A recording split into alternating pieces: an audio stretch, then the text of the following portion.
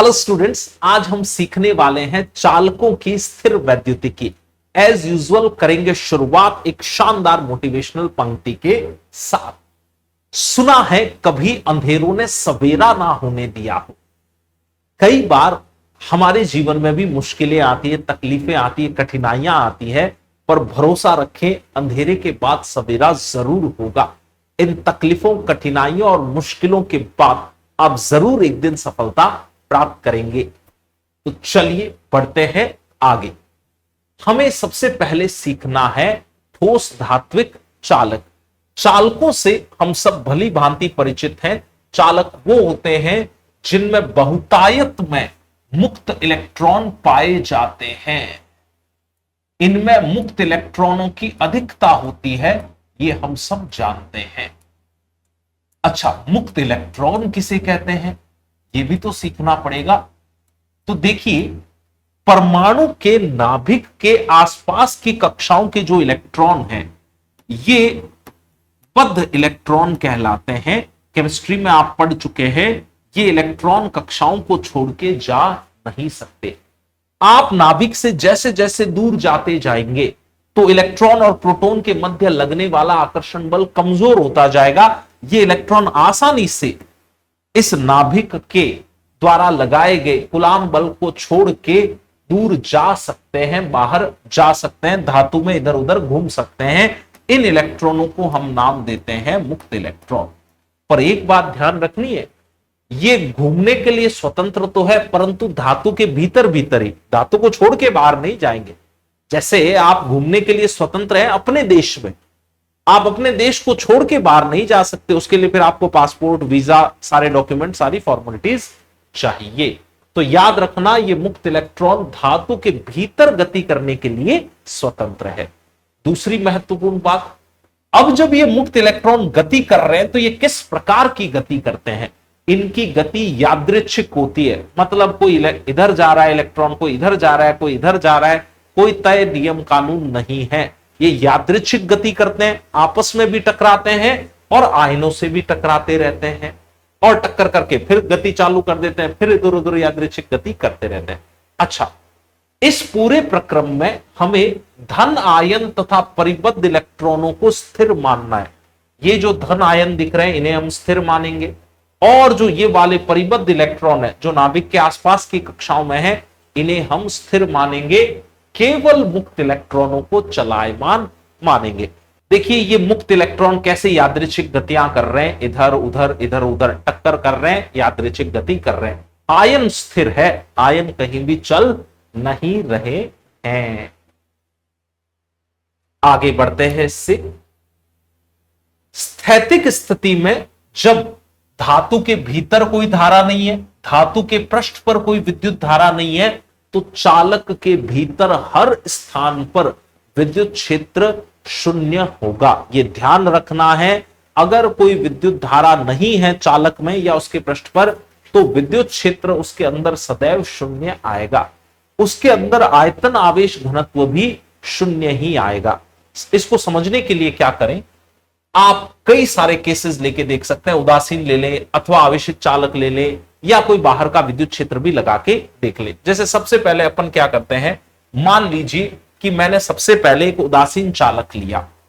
तो उदासीन चालक अगर है तो इसका मतलब इस पर कोई परिणामी आवेश ही नहीं है। अब आप एक काम करें, कहीं भी एक गाउसीय पृष्ठ पर विचार करें, काल्पनिक गाउसीय पृष्ठ मान ले इस चालक के अंदर। ये जो है ना, ये हिस्सा चालक है, इसके अंदर आपने एक काल्पनिक गाउसीय पृष्ठ मान लिया। ये काले कलर से मान लीजिए, ऐसा ये काल्पनिक गाउसीय पृष्ठ मान लिया। अब चालक तो उदासीन है, इस पे तो कुल आवेश शून्य है। इस काल्पनिक गाउसीय पृष्ठ में भी कुल आवेश कितना आएगा? शून्य आएगा।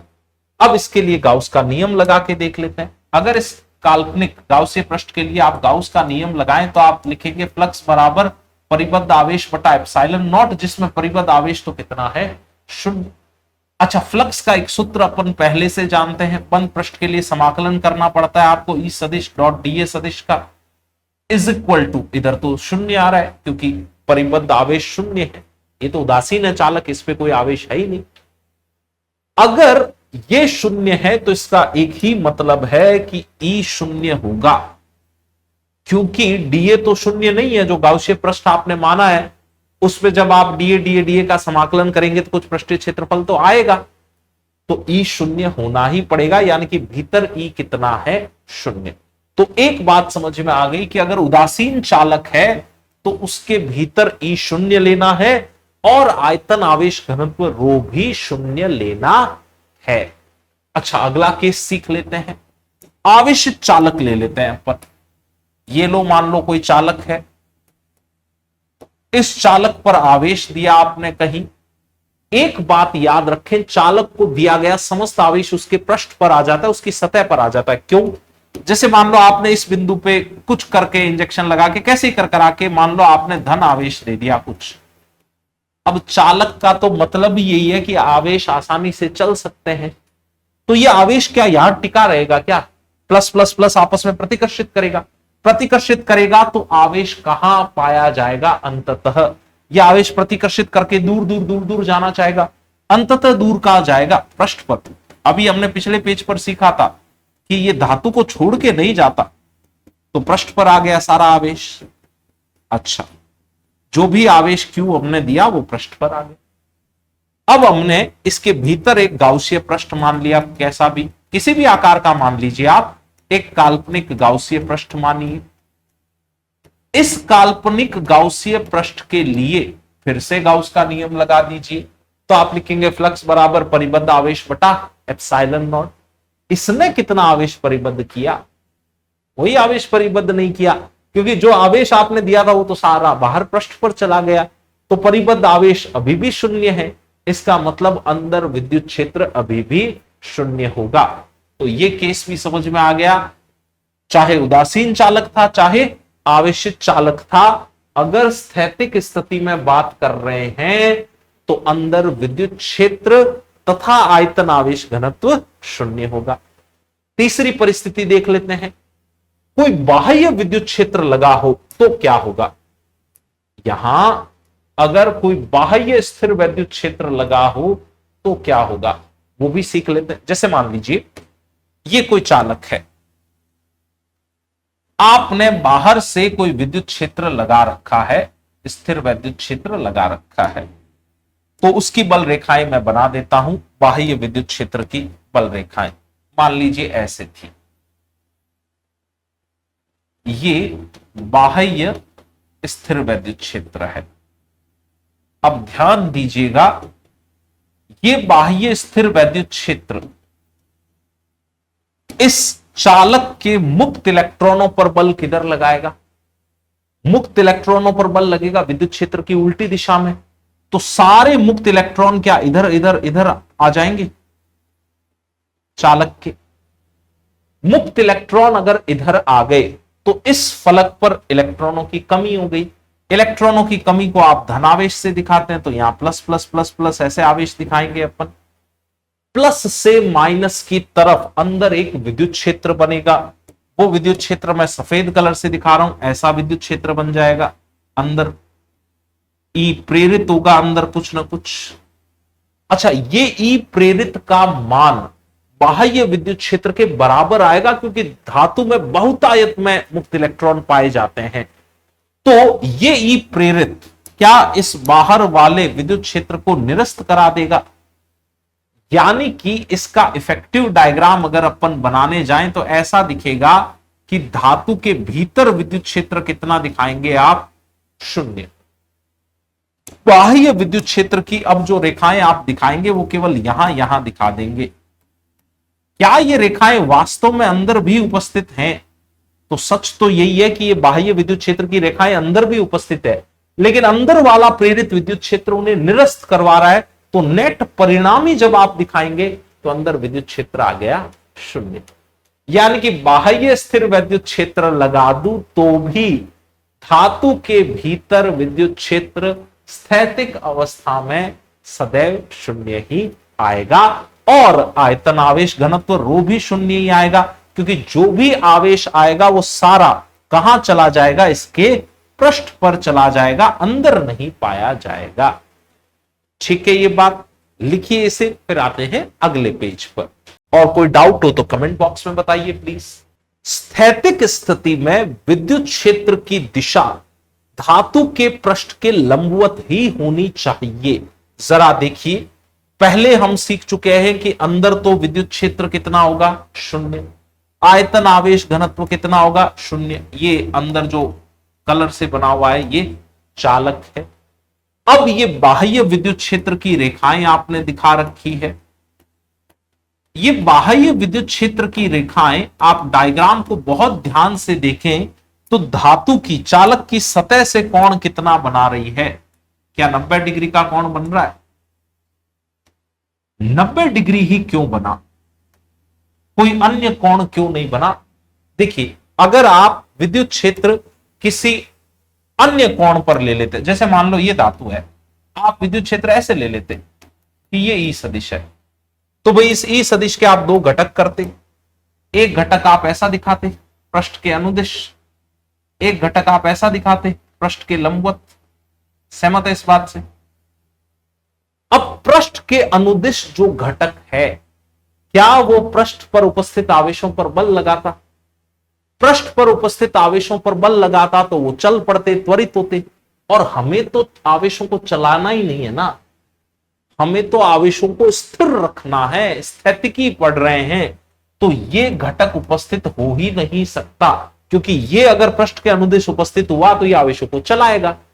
इसलिए घटक केवल लंबवत वाला ही उपस्थित हो सकता है। अगली महत्वपूर्ण बात, चालक के भीतर कोई अतिरिक्त आवेश हो ही नहीं सकता। अगर आप आवेश देंगे तो भी वो प्रतिकर्षण के कारण कहां चला जाएगा, चालक के पृष्ठ पर। यानी कि उदासीन चालक का कोई भी लघु आयतन ले ले या पृष्ठीय अवयव ले ले, जैसे मान लीजिए हमने कोई एक चालक मान लिया जो कि उदासीन है, ये रहा उदासीन चालक। अब इस उदासीन चालक के अंदर आप कोई छोटा सा आयतन मान लीजिए भले ही। अब कोई आपसे पूछे कि इस आयतन के अंदर कुल आवेश कितना है, तो आपका उत्तर आएगा 0। या आप कोई छोटा सा पृष्ठ मान लीजिए, पृष्ठीय अवयव ले लीजिए, उस पृष्ठ पर जितना धनावेश होगा उतना ही ऋणावेश होगा। समान मात्रा में धनावेश और ऋणावेश उपस्थित होंगे तो उदासीन चालक होने के लिए फिर उस पर कुल आवेश होना भी कितना चाहिए, 0। तो चाहे आयतन में देख लो चाहे पृष्ठ पर देख लो। अच्छा, अगर आपने चालक को आवेशित करना शुरू किया, कहीं से लाके इसको आवेश देना शुरू किए, तो प्रतिकर्षण होने के कारण मान लो आपने इस बार ऋण आवेश लाके देना शुरू किए, इंजेक्शन से मान लो यहां लगा दिया आपने ऋण आवेश, कैसे करके अंदर दे दिए, तो ये यहां अंदर टिकेंगे नहीं, प्रतिकर्षित हो के कहां भाग जाएंगे, ये सारे ऋण आवेश बाहर ही भागेंगे। तो चालक को अगर आवेशित करने भी जा रहे हो तो स्थैतिक स्थिति में अतिरिक्त आवेश, जो भी एक्स्ट्रा आवेश आपने चालक को दिया, वो केवल उसके कहां पाया जाएगा, पृष्ठ पर पाया जाएगा। लिखे इसे, फिर आते हैं अगले पेज पर। यह बड़ा मजेदार सवाल है कि बारिश हो रही है, बिजली चमक रही है, मौसम खराब है, तो चिंटू को पेड़ के नीचे शरण लेनी चाहिए या चिंटू को कार के अंदर बैठ जाना चाहिए? आपका क्या विचार है, फटाफट से कमेंट बॉक्स में बताएं। क्या सुरक्षित रहेगा चिंटू के लिए? किसी लंबे ऊंचे पेड़ के नीचे खड़ा हो जाए, बारिश हो रही है, पानी गिर रहा है, बिजली चमक रही है, या कार के अंदर बैठ जाए? चलिए मैं आपको इसका जवाब समझाता हूं। जबरदस्त बारिश हो रही है तो चिंटू के लिए बेहतर यह होगा कि चिंटू पेड़ के नीचे ना खड़ा हो, चिंटू इस कार के अंदर बैठ जाए, यही सुरक्षित होगा। पेड़ के नीचे खड़े होना इस वाली परिस्थिति में मूर्खता है। क्यों? बारिश होने के कारण पेड़ गीला हो गया और पानी इसका विद्युत का चालक है, जमीन भी गीली हो गई। तो यहां आप मानिए कि सब कुछ चालक है, तो बिजली जब चमकती है, बिजली धरती पर गिरना चाह रही है, तो बिजली धरती पर ऐसा रास्ता ढूंढेगी जो चालक रास्ता हो, और चालक रास्ता तो ये रहा। अच्छा, चिंटू भी गीला हो चुका है, मानव की बॉडी में भी तो काफी सारा हिस्सा पानी है जो चालक है, तो फिर बिजली इसमें से होके भी धरती में जा सकती है, इसको बहुत जबरदस्त झटका लग सकता है। इसलिए चिंटू को पेड़ के नीचे नहीं खड़ा होना चाहिए। चिंटू अगर कार के अंदर बैठ जाए तो मान लो बिजली कार पर गिरी, कार का जो बाह्य आवरण है वो ज्यादातर हिस्सा तो धातु का बना हुआ है, और धातु को दिया गया समस्त आवेश कहां आ जाता है, उसके बाह्य पृष्ठ पर आ जाता है। तो अगर बिजली गिरी तो भी वो सारा का सारा चार्ज कहां आएगा, इसके सरफेस पर आएगा ना। मेरी बात समझ में आ रही है? बिजली गिरने से जो चार्ज आया वो इसके सरफेस पर आ गया, इसके पृष्ठ पर आ गया। और चिंटू कार के अंदर बैठा, अंदर तो लेदर या प्लास्टिक या रेगजीन या इस तरह की चीजें लगी होती है जो कुचालक होती है, तो चिंटू को झटका नहीं लगने वाला है बिजली का। अच्छा, ये कांच जो है, पानी गिरने के कारण कांच गीले हो गए हैं, टायर गीले हो गए हैं, तो ये सब चालक हो गए हैं। तो चालक होने के कारण ये सारा आवेश धीरे धीरे करके कहां जाता जाएगा, जमीन में पहुंच जाएगा। या बहुत अच्छे तरीके से अगर मैं आपको बात समझाऊं, अगर बॉडी पर धन आवेश आया है कार के, तो वास्तव में यहां से जमीन से इलेक्ट्रॉन चलना चालू करेंगे और वो इलेक्ट्रॉन आके इन धनावेशों को न्यूट्रलाइज करा देंगे, उदासीन करा देंगे। या समझने के लिए आप ऐसा कह सकते हैं कि धनावेश जमीन में चला गया, वास्तव में इलेक्ट्रॉन जमीन से आके इनको न्यूट्रलाइज कराते हैं, उदासीन कराते हैं। क्या बात समझ में आई? तो बारिश के दौरान कार के अंदर बैठना ज्यादा सेफ है बजाय किसी पेड़ के नीचे खड़े होने के। लिखे और फिर लेते हैं अगला शानदार एग्जाम्पल। एक और शानदार बात, ये जितने भी फाइटर जेट्स हैं या जितने भी एरोप्लेन्स हैं, इनके जो टायर होते हैं वो स्पेशल रबड़ के बने होते हैं। ये रबड़ चालक होता है, कंडक्टिंग रबड़ होता है। ये चालक रबड़ होने का क्या फायदा मिलेगा? देखिए, वायुयान जब हवा में उड़ रहा है तो हवा के घर्षण के कारण इसकी बाह्य धात्विक सतह पर कुछ आवेश आ जाएगा। मान लीजिए कि इस पे ऋण ऋण ऋण आवेश आ गया पूरी धातु की सतह पर, क्योंकि हवा के घर्षण के कारण इस पे कुछ तो आवेश आना ही आना है। अब ये वायुयान जैसे ही हवाई पट्टी को टच करेगा तो ये जो टायर है ये चालक होने के कारण ये ऋणावेश धीरे धीरे करके किस में चला जाएगा, जमीन में चला जाएगा। याद रखिएगा, इसीलिए वायुयान के टायर का रबड़ ऐसा लिया जाता है जो चालक हो। तो सारा इसके ऊपर पृष्ठ पे जो आवेश आया हुआ था वो जमीन में चला जाएगा, अंदर जो भी लोग बैठे हैं वो सुरक्षित रहेंगे।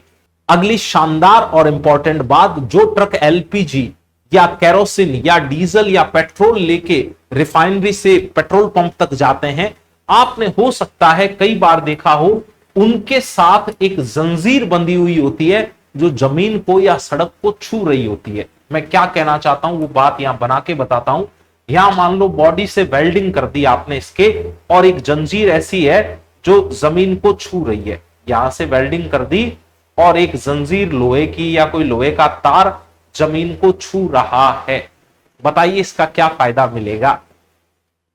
शाबाश, ये ट्रक बहुत दूर से आ रहा है, वायु के घर्षण के कारण इसकी बॉडी पर भी चार्ज आ गया, और ये चालक है सतह, चालक पर आया हुआ सारा चार्ज इसके पृष्ठ पर पाया जाएगा। अब अगर आपने एक तार जोड़ रखा है तो ये जो एक्स्ट्रा आवेश आया ये तार से होते हुए कहां चला जाएगा, जमीन में चला जाएगा। तो सेफ्टी के लिए ऐसा किया जाता है। अच्छा, आपने ये भी देखा होगा कि पेट्रोल पंप पर जब ये टैंकर पहुंचता है, इसको तुरंत खाली नहीं करते हैं। ये टैंकर कुछ समय के लिए पेट्रोल पंप के बाहर खड़ा रहता है। वहां अगर सुरक्षा की दृष्टि से देखें, इसमें तार नहीं जुड़ा हुआ है तो यहां एक तार जोड़ दिया जाता है। टैंकर को कुछ देर बाहर खड़ा किया पेट्रोल पंप के, एक तार जोड़ दिया जमीन में, तो इसमें जो भी आवेश आया हुआ था ये सारा आवेश कहां चला गया, जमीन में। ये टैंकर वैद्युत रूप से उदासीन हो गया। अब इसके वाल्व खोल के पाइप के थ्रू इस ऑयल को बाहर निकाला जाता है, क्योंकि अगर कहीं आवेश आया हुआ होता और ऑयल के साथ आवेश प्रवाहित होता, आवेश प्रवाह की दर ही तो विद्युत धारा कहलाती है, और विद्युत धारा जहां है और कोई प्रतिरोध अगर उपस्थित है तो I²RT, वहां ऊष्मा भी होगी, वो ऊष्मा पेट्रोल को जला सकती है। हो सकता है अखबार में कई बार आपने ऐसी दुखद घटनाएं पढ़ी हो कि पेट्रोल का टैंकर खाली कर रहे थे और उस वक्त ब्लास्ट हो गया, आग लग गई। उसके पीछे कारण ये है। इसलिए पेट्रोल का टैंकर जब पेट्रोल पंप पर पहुंचता है तो उसको खड़ा करते हैं पेट्रोल पंप के बाहर और धातु का तार लगा के उसका निरावेशन कराते हैं बॉडी का पहले। ठीक है ये बात। नेक्स्ट इंपॉर्टेंट बात, स्थैतिक स्थिति में चालक के प्रत्येक बिंदु का विभव समान रहता है। कहने का मतलब यह है कि अगर यहां विभव V0 मान रहे हैं तो यहां भी विभव V0 मानेंगे, यहां भी विभव V0 मानेंगे, यहां भी विभव V0 मानेंगे। सब जगह विभव समान होगा और विभवांतर शून्य होगा। इसका फायदा क्या होगा? अगर विभव समान है तो इसका मतलब आवेश गति ही नहीं करते। आवेश तब गति करते हैं जब कुछ विभवांतर हो। जैसे पानी कब गति करता है? जब एक बिंदु का दाब ज्यादा हो, दूसरे बिंदु का दाब कम हो। दो बिंदुओं का दाब अगर समान हो तो उनके मध्य पानी गति ही नहीं करेगा। ऐसे दो बिंदुओं का विभव अगर समान हो गया तो इनके मध्य आवेश गति ही नहीं करेगा। क्या ये बात समझ में आई? या दूसरा तरीका, विद्युत क्षेत्र के लिए एक सूत्र आपने पढ़ रखा है कि E बराबर आप लिख सकते हैं minus del V by del x i cap plus del V by del y j cap plus del V by del Z k cap. अब अगर आपने ये विभव V नियत ले लिया तो नियतांकों का अवकलन कितना होगा? ये V नियत, ये V नियत, ये V नियत, तो नियतांकों का अवकलन तो शून्य हो जाता है भाई। तो अंदर विद्युत क्षेत्र कितना आ जाएगा? शून्य आ जाएगा। और ये तो हम पढ़ चुके हैं, स्थैतिक अवस्था में चालक के भीतर विद्युत क्षेत्र शून्य होता है। इसलिए स्थैतिक अवस्था में चालक के प्रत्येक बिंदु का विभव समान होता है। एक बार नीट में एक सवाल पूछा कि एक चालक कोश है, नीट 2024 में आया सवाल ऐसा एक कि ये एक चालक कोश है। इस चालक कोश में एक बिंदु आपने केंद्र पर ले लिया C, एक बिंदु आपने सतह पर ले लिया मान लो S। उन्होंने पूछा कि बताओ VC माइनस VS कितना होगा? तो चालक के भीतर के हर बिंदु का विभव समान होता है, चालक की सतह पे भी वही विभव पाया जाता है, यानी कि VC माइनस VS शून्य होगा क्योंकि VC बराबर VS रहा होगा। जैसे आपने इस डायग्राम में देखा कि सतह के इस बिंदु पर भी विभव V0 है, इधर भी विभव V0 है और अंदर के भी किसी बिंदु पर विभव V0 है, तो विभवांतर शून्य आएगा। ओके, लिखे इसे, फिर आते हैं अगले इंपॉर्टेंट पॉइंट पर। अब हम किसी आवेशित चालक के पृष्ठ के बाहर विद्युत क्षेत्र की तीव्रता का सूत्र व्युत्पन्न करने वाले हैं और सूत्र कुछ ऐसा दिखाई देगा आपको, E सदिश बराबर सिग्मा बटा epsilon naught n cap. N cap एक एकांक सदिश है। डेरिवेशन कैसे करें? जैसे मान लीजिए मेरे पास ये एक चालक है ना, ये चालक सतह है, चालक पृष्ठ है, चालक आयतन है। आपने इस पे कुछ आवेश दिया तो आपको पता है वो सारा आवेश आया होगा इसके पृष्ठ पर। आवेश इसके अंदर के आयतन में नहीं पाया जाएगा, समस्त आवेश इसके पृष्ठ पर आ गया। अब आप इसके एक फलक को ध्यान से देखिए, मैं उसका कुछ डायग्राम बना के आपको बातें समझाने की कोशिश करता हूं। जैसे मान लो कि ये कैसा भी चालक था, इस चालक के लिए आप एक गाउसीय सरफेस बनाए, ऐसा डिब्बा। ये एक काल्पनिक गाउसीय पृष्ठ है। इस चालक को आपने कोई आवेश दिया, जो आवेश आपने इस चालक को दिया वो समस्त आवेश इसके पृष्ठ पर पाया जाएगा। तो हम इसके पृष्ठ पर आवेश दिखा देते हैं।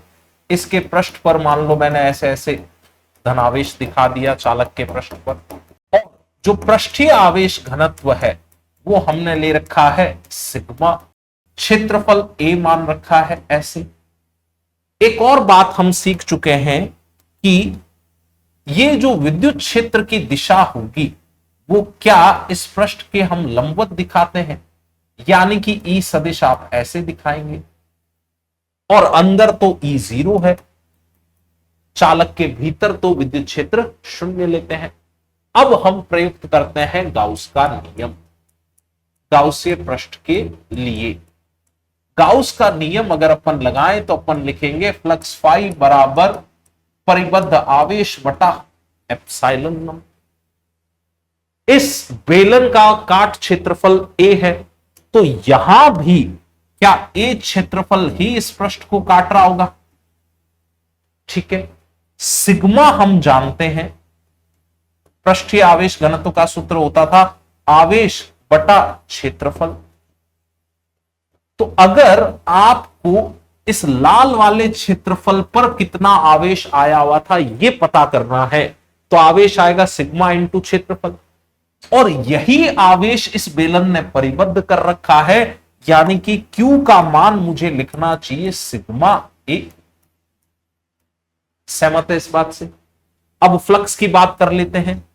जो विद्युत क्षेत्र रेखाएं होती है वो इस चालक के पृष्ठ के लंबवत दिशा में ही होती है, तो ये विद्युत क्षेत्र रेखाएं यहां से ऐसे बाहर निकल रही होंगी, तो इस ऊपर वाले सतह से जो फ्लक्स आएगा वो तो आप लिख देंगे ये। अंदर वाली सतह, यहां वाली, ये वाली जो सतह है, इसके लिए फ्लक्स का मान अपन कितना लेंगे? 0, क्योंकि यहां तो अंदर विद्युत क्षेत्र ही नहीं है, तो ये 0 हो गया।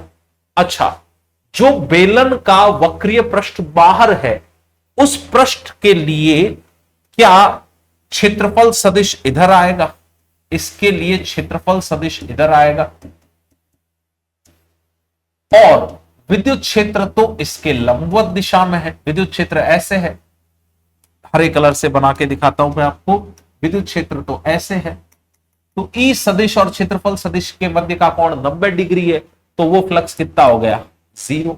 और बेलन का जो वक्रित पृष्ठ अंदर आया है इस चालक सतह के अंदर, चालक आयतन के अंदर, तो अंदर तो विद्युत क्षेत्र ही नहीं है, इसलिए फ्लक्स 0, यानी कि फ्लक्स इतना ही आएगा। देखिए ई से ई निरस्त हो गया, देखिए ए से ए निरस्त हो गया, तो ई का मान कितना आ गया? Sigma by epsilon not. ये ई का परिमाण आ गया है। अब अगर ये पृष्ठ धनावेशित रहा हो तो विद्युत क्षेत्र रेखाएं आप दिखाएंगे बाहर की तरफ, और अगर ये पृष्ठ ऋणावेशित रहा होता तो फिर विद्युत क्षेत्र रेखाओं की दिशा हम कैसे दिखाते? पृष्ठ की तरफ दिखाते।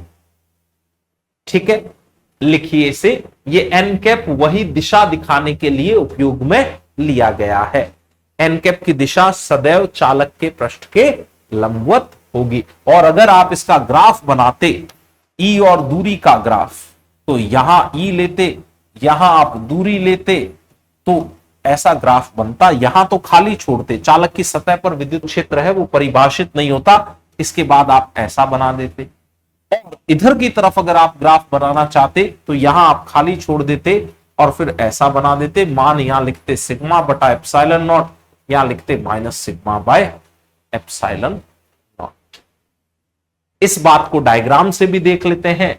सिग्मा ग्रेटर देन 0 यानी कि धन आवेश है, तो आप देखिए विद्युत क्षेत्र रेखाएं बाहर की तरफ दिखा रखी है बुक ने, और माइनस अगर आवेश है कहीं पृष्ठ पर तो विद्युत क्षेत्र रेखाएं अंदर की तरफ होगी, और सूत्र आ गया sigma by epsilon naught n cap.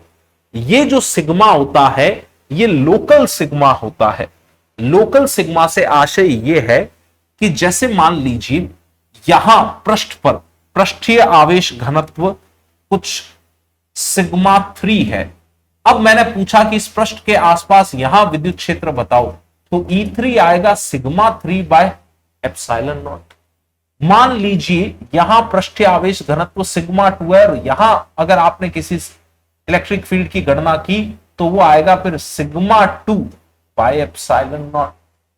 मान लीजिए यहां पृष्ठीय आवेश घनत्व सिग्मा 1 है, तो अगर यहां आसपास विद्युत क्षेत्र की गणना करेंगे तो वो आएगा सिग्मा 1 बटा एप्सिलॉन नॉट। ये सिग्मा जो होता है, ये सिग्मा याद रखिएगा, दिस इज लोकल, ये स्थानीय सिग्मा होता है। जिस बिंदु पर विद्युत क्षेत्र की तीव्रता ज्ञात करनी है, आप देखो उसके आसपास सिग्मा कितना है, वो वाला सिग्मा इस्तेमाल होगा। उससे दूर का, यहां का जो सिग्मा है उससे आपको कोई मतलब नहीं है। ठीक है, लिखे इसे। अगली महत्वपूर्ण बात, इस बार हमने ऐसा चालक लिया जिसमें गुहिका है, कोटर है, रिक्त स्थान है। उदासीन चालक के भीतर यहां गुहिका में इलेक्ट्रिक फील्ड होगी 0, विद्युत क्षेत्र की तीव्रता होगी 0। इवन यहां भी विद्युत क्षेत्र की तीव्रता चालक में होगी 0। अच्छा, पृष्ठीय आवेश घनत्व सिग्मा होगा 0, क्योंकि अगर आपने चालक को कोई आवेश दिया तो इसको दिया गया समस्त आवेश कहां चला जाएगा, बाहरी पृष्ठ पर चला जाएगा। इसलिए यहां अंदर कहीं भी पूछने तो सिग्मा आने वाला है 0। विभव हमें पता है सब जगह चालक के भीतर रहता है नियत, तो यहां विभव V0 है, यहां भी विभव V0 है, यहां भी विभव V0 है और यहां भी विभव V0 है। क्योंकि अगर विभवांतर होता तो आवेशों का प्रवाह होता, फिर हम स्थितिकी नहीं पढ़ पाते। अब एक एग्जाम्पल लेते हैं अपन। जैसे मान लीजिए आपने ये मोबाइल का अगर कभी इस तरह का सर्किट देख रखा हो, इस तरह का फोटो देख रखा हो, या लैपटॉप के अंदर अगर आपने इस तरह की चीजें देख रखी हो, तो इसमें धात्विक गुहिकाएं बनाई जाती है। इन गुहिकाओं के भीतर विद्युत क्षेत्र की तीव्रता कितनी आ जाती है, 0। ये हिस्सा भी जैसे धातु का बना हुआ है, ये धातु का बना हुआ है। कोई ऐसी चीज जिसे आप बाह्य विद्युत क्षेत्र से बचाना चाहते हो, उसको क्या करो, यहां गुहिका में लाके रख दो। बाहर सब जगह धातु धातु धातु है, अंदर गुहिका के अंदर विद्युत क्षेत्र कितना आना है, 0। तो वो वस्तु बाह्य विद्युत क्षेत्र से सुरक्षित रहेगी। मैं आपको इसका एक और बढ़िया एग्जांपल दिखाता हूं। जैसे मान लो आपने मोबाइल लिया, एक एल्यूमिनियम फॉइल आती है जिसमें हम रोटियां लपेटते हैं, किचन में मिल जाएगी। वो एल्यूमिनियम फॉइल का एल्यूमिनियम चालक ही है। आप उस एल्यूमिनियम फॉइल में इस मोबाइल को रख के अच्छे से एल्यूमिनियम फॉइल लपेट दो। अब आप इस मोबाइल पे फोन करो, रिंग नहीं जाएगी। ब्लूटूथ से कनेक्ट करने की कोशिश करो, नहीं कनेक्ट होगा, क्योंकि ये एल्यूमिनियम चालक है। आपने एल्यूमिनियम फॉइल को ऐसे लपेट लिया तो अंदर एक गुहिका बन गई। उस गुहिका के भीतर विद्युत क्षेत्र कितना होगा, 0। अब बाहर से कोई सिग्नल अंदर जाएगा ही नहीं, मोबाइल पे रिंग जाएगी ही नहीं। तो ये इसका एक बड़ा शानदार उपयोग है। आप चाहो तो ट्राई करके देखना, मुझे कमेंट बॉक्स में बताना। पापा के मोबाइल के साथ मत करना ये, है ना। चलो, कई बार आपने देखा है कि जैसे ही लिफ्ट में आप जाते हैं, आप बाहर तो बात आराम से कर रहे थे फोन पे, लिफ्ट में घुसते ही आवाज गायब हो जाती है, सिग्नल गायब हो जाता है। लिफ्ट का ये सारा सतह धातु का बना हुआ था, और धातु का बना होने के कारण आप धातु की गुहिका में खड़े हैं, तो अंदर विद्युत क्षेत्र कितना है, 0। बाहर के कोई सिग्नल अंदर आ ही नहीं पाते हैं, इसलिए लिफ्ट में ढंग से बात नहीं हो पाती है फोन पर। यह स्थिर वैद्युत परिरक्षण के कारण ही होता है। बढ़ते हैं आगे। फिर ये बात हमने लिखी कि अगर कोई आवेश आपने दे दिया हो प्रेरण से, चालन से, कैसे ही, और अगर अंदर गुहिका रही हो तो भी गुहिका पे आवेश नहीं आएगा, चालक को दिया गया समस्त आवेश आएगा उसके पृष्ठ पर, यहां बाहर आ जाएगा। ये फैराडे केज कहलाता है। इसमें लोहे का या किसी धातु का बना हुआ एक पिंजरा होता है। आप देखें यहां उच्च वोल्टता है, लेकिन ये लड़की सुरक्षित है, इसको झटका नहीं लगता है बिजली का, क्योंकि सारा आवेश इस पिंजरे के बाह्य पृष्ठ पर आएगा। अंदर जो विद्युत क्षेत्र है उसकी तीव्रता 0 रहेगी। इसके और फोटोज में आपको दिखाता हूं, आप फैराडे केज सर्च कीजिएगा, आपको इंटरनेट पे और डिटेल मिल जाएगी। जैसे ये धातु का बना हुआ पिंजरा है। अब आप यहां देखिए उच्च वोल्टता की विद्युत या तड़ित आपको दिखाई दे रही है इस फोटो के अंदर। ये इंसान एकदम सेफ है। जो भी आवेश आएगा वो इस धातु के बाह्य पृष्ठ पर आएगा, अंदर वाला पर्सन सेफ रहेगा। अंदर गुहिका बनी हुई है, उस गुहिका के अंदर विद्युत क्षेत्र कितना है, 0। उस गुहिका के अंदर विभवांतर भी 0 है, विद्युत क्षेत्र 0 है, विभवांतर 0 है, अंदर आवेश 0 है। अगर धारा होगी नहीं तो इसको झटका लगेगा ही नहीं, अंदर कोई धारा नहीं होगी इसमें, ठीक है। ऐसे ही ये रहा अगला फोटोग्राफ। अच्छा, एक बड़ा शानदार सवाल, पक्षी जब इन तारों पर बैठे रहते हैं बिजली के, तो उनको कोई झटका नहीं लगता है वैद्युत का, लेकिन अगर कोई इंसान तार का एक हिस्सा पकड़ ले गलती से और उसके पांव मान लो जमीन को टच कर रहे हैं तो उसको झटका लग जाता है। कई बार आप इस तरह की न्यूज सुनते हैं, पढ़ते हैं। ऐसा क्यों होता है? देखिए, ये धात्विक चालक जो है सम विभव पृष्ठ होता है। धात्विक चालक का सब जगह विभव क्या लेते हैं अपन, समान। तो इसको अपन बना के देख लेते हैं। मान लीजिए कि धातु के इस तार पर आपने यहां विभव V0 दिखा रखा है, यहां भी विभव V0 दिखा रखा है, यहां भी विभव V0 दिखा रखा है, तो पक्षी के पांव के इस संपर्क बिंदु पर और इस संपर्क बिंदु पर क्या विभव V0 ही रहा होगा? तो पक्षी के इन दोनों पांवों के मध्य विभवांतर कितना है? 0। तो फिर धारा नहीं होगी। धारा तभी होती है जब विभवांतर हो, तो इसलिए इसको कोई झटका नहीं लगेगा। एक और डायग्राम से अपन ये बात समझने की कोशिश कर लेते हैं। ये बड़ा शानदार डायग्राम है। एक पक्षी तार पर बैठा है, एक सांप इधर से आया तार पर चलता चलता। सांप को लगा अरे वाह मजा आ गया, ये पक्षी मुझे खाने को मिलेगा, आज तो बढ़िया शिकार मिला है मुझे। तो सांप इस ऊपर वाले तार से नीचे वाले तार की तरफ आने की कोशिश करेगा। पक्षी पहले ऊपर बैठा था, वो घबरा के नीचे भाग गया उड़ के, सांप से डर के। तो सांप को लगा कि अब मैं भी नीचे वाले तार पे जाके इस पक्षी को पकड़ लूं। तो सांप यहां से नीचे आने की कोशिश करता है। अब ये पक्षी आराम से बैठा है, इसने फिजिक्स की क्लासेस ढंग से अटेंड कर रखी है। पक्षी तो अपना आराम से शांति से सुकून से बैठा है। सांप जैसे ही नीचे वाले तार को छूता है, खेल खत्म हो जाता है उसका। क्यों? सोच के बताइए। शाबाश। ये तार और ये तार अलग अलग विभव पर होंगे। मैं ये कहना चाहता हूं कि दो तार अगर लगे हुए हैं पावर लाइन में, तो एक का विभव अगर V1 है तो दूसरे का V2 है। शुरू में इन दोनों को ही झटका नहीं लगा बिजली का, क्योंकि इसका जहां भी संपर्क हो रहा है पक्षी का तार से, वहां विभव V1 है, यहां विभव V1। सांप की बॉडी का जहां तार से संपर्क, यहां विभव V1, यहां विभव V1, तो विभवांतर है ही नहीं, इनको बिजली का झटका नहीं लगेगा। पक्षी उड़ के नीचे आ गया और पक्षी यहां शांति से बैठ गया, तो पक्षी के जहां भी संपर्क बिंदु है तार के साथ, उन सब का विभव मान लो V2। सांप के लिए समस्या होने वाली है। ऊपर वाले तार पर विभव चल रहा है V1 और यहां नीचे वाले तार का विभव है V2। अब कुछ विभवांतर है और जहां विभवांतर हो वहां विद्युत धारा होगी।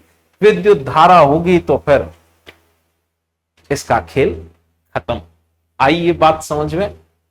चलिए इसे भी लिखिए, बढ़ते हैं फिर आगे। अब एनसीईआरटी के कुछ छोटे छोटे सवाल हैं, आप इन पे विचार करके उत्तर मुझे कमेंट बॉक्स में बताइएगा। सूखे बालों में अगर कंगा घुमाएं तो वो कागज के टुकड़ों को आकर्षित करता है। ये बात मैं आपको पहले सिखा चुका हूं द्विध्रुव में। अब इन्होंने पूछा बाल अगर गीले हों तो ऐसा क्यों नहीं हो पाता? गीले अगर बाल हों और आप कंगा रगड़े तो गीले बालों में आवेशों का चालन हो जाएगा, तो कंगे पे आवेश आएंगे नहीं, सिर पे इधर उधर डिस्ट्रीब्यूट हो जाएंगे आवेश।